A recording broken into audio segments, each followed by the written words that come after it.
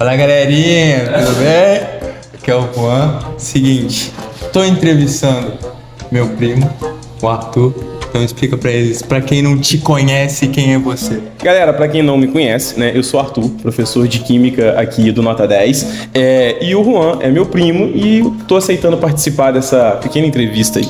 Bom, é o seguinte, a gente vai falar sobre Chernobyl e também o tal do Césio 137, porque foi em Goiânia. Então a gente quer saber o que o Arthur lembra dessa época aí, sobre essas tal tragédias que tinham. Bom, primeiro com lembrar a idade, eu não estava vivo na época ainda, mas ao longo de formação, durante tempo de estudo e durante o ensino médio, por exemplo, eu não tive a oportunidade de ter esse tipo de discussão, de aprender, não tive aula de radioatividade, então para mim passou batido e um dos motivos de aceitar participar do trabalho é exatamente esse. Vocês estão tendo uma oportunidade que eu não tive, um conhecimento que eu não tive, eu só fui aprender na época da faculdade em si, quando eu comecei a me interessar e procurar esse tipo de coisa. Então, o que eu sei são de informações, é mais recente, e a gente sabe que é uma tragédia de dimensões, né, únicas. Então, por isso que são dois grandes acidentes. O de Chernobyl é o maior conhecido aí que a gente tem na história humana, e tanto que a cidade continua isolada, a usina continua isolada, e a gente tem o acidente de Césio 137, que é o maior que aconteceu no Brasil, também com várias vítimas, uma catástrofe fruto exatamente da falta de informação, né? Falta de conhecimento da galera que mexeu no material que não deveria estar acessível para as pessoas e que acabou distribuindo esse material radioativo. Então a gente teve várias vítimas, tanto diretamente quanto indiretamente, né? A cidade teve um bairro inteiro isolado. Então, em resumo, é essa pegada de cada um dos acidentes, né? Então, era isso que eu ia te perguntar, porque tipo assim, você na sua faculdade, você não estudou especificamente sobre esse assunto, seja do Césio 137 de Goiânia ou seja de Chernobyl. Mas essas duas tragédias, elas afetaram alguma coisa? Ou tipo, você teve alguma pesquisa ao longo desse tempo de carreira que você fez? Ou para mostrar para o pessoal que, tipo, os seus alunos ou algo assim, para você explicar para as outras pessoas ou não? Então, primeiro é o seguinte, durante a faculdade em si, a gente tem que passar por matérias que envolvem o uso da energia. Então, com isso, a gente acaba vendo radiação gama, raio-x, partícula alfa, partícula beta, mas não é direcionado nesse ponto.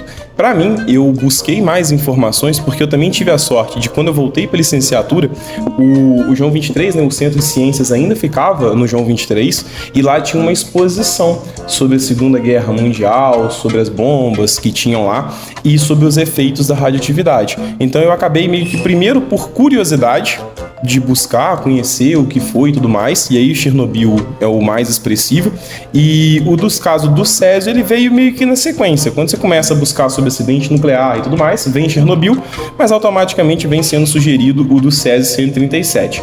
Para mim, a necessidade de buscar veio por conta de aula. Quando eu era aluno no ensino médio, não tive radioatividade no ensino médio, mas como professor eu tenho que lecionar radioatividade.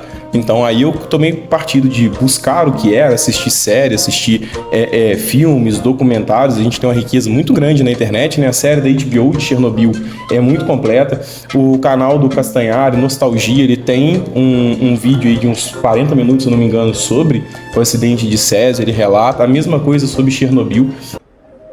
Goiânia, 13 de setembro de 1987. Os catadores de lixo Wagner e Roberto vasculham uma clínica abandonada na região central da cidade em busca de algum item de valor.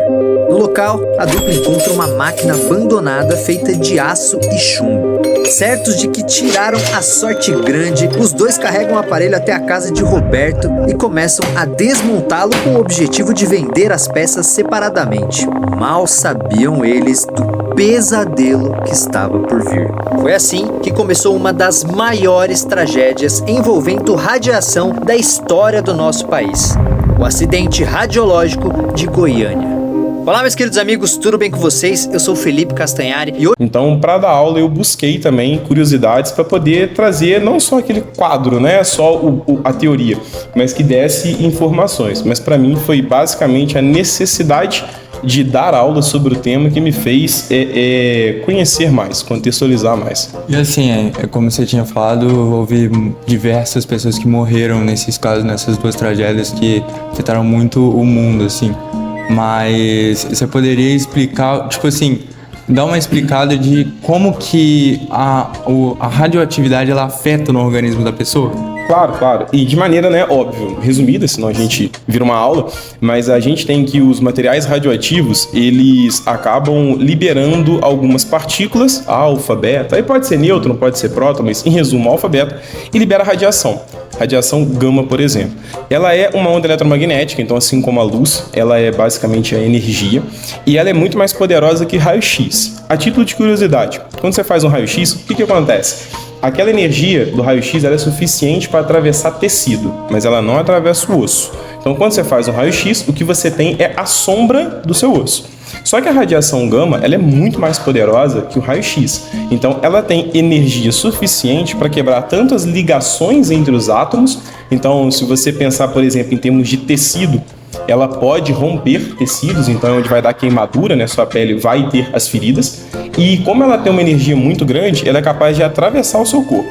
Então ela não é só uma ferida, ela não quebra só as ligações externas, ela quebra também as internas. Então as pessoas vão ter ali causas como, por exemplo, sangramento, simplesmente porque aquela radiação vai destruir vasos sanguíneos e afins, mas como também ela tem energia para alterar até mesmo a estrutura de um átomo. E ao romper as ligações, você pode ter, por exemplo, de imediato queimaduras e afins, mas a longo tempo, ao longo do prazo, você pode deformar as ligações do DNA. E aí você vai ter quebras na sua molécula de DNA. Qual que é a consequência disso? Quando você quebra um DNA, a sua célula tenta reparar esse DNA. E se esse DNA não for reparado de maneira correta, você vai ter a replicação de um DNA que tem um problema na sua estrutura. Logo, aquela célula não funciona direito. E a reprodução de uma célula que não funciona direito vai dar a consequência do que a gente chama de câncer. E assim, por fim, a gente queria saber mais da sua opinião. Você acha que a energia nuclear, ela traz mais benefícios ou malefícios?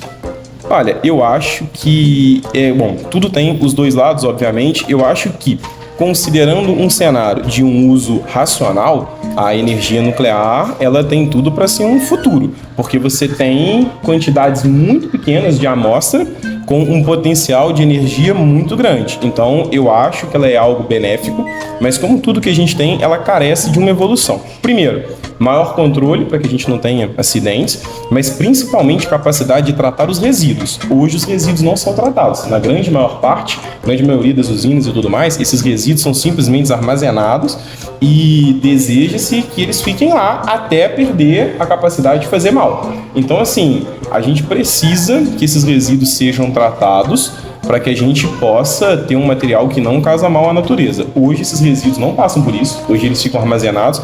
Se houver um vazamento, a gente vai ter uma outra catástrofe, um outro acidente, mas eu acho que sim, é o futuro. Tem que ser usado com muito cuidado, porque tem um potencial de malefício muito grande, mas no momento em que você dominar, no momento em que você conseguir usar uma quantidade pequena de material, gerar uma energia absurda e eliminar esse resíduo, poxa, você usou, limpou, produz mais. Então é algo que tem um futuro muito promissor para a gente não ter problemas de dependência de petróleo, combustíveis fósseis e afins. Só carece, é uma tecnologia que carece de evolução ainda. É isso. Primeiro, agradecer ao Arthur pela oportunidade aí de estar falando com a gente sobre esse assunto que é tão importante, principalmente para física ou até para química mesmo. E espero que vocês tenham gostado aí e tenham entendido bastante sobre isso. Valeu, pessoal.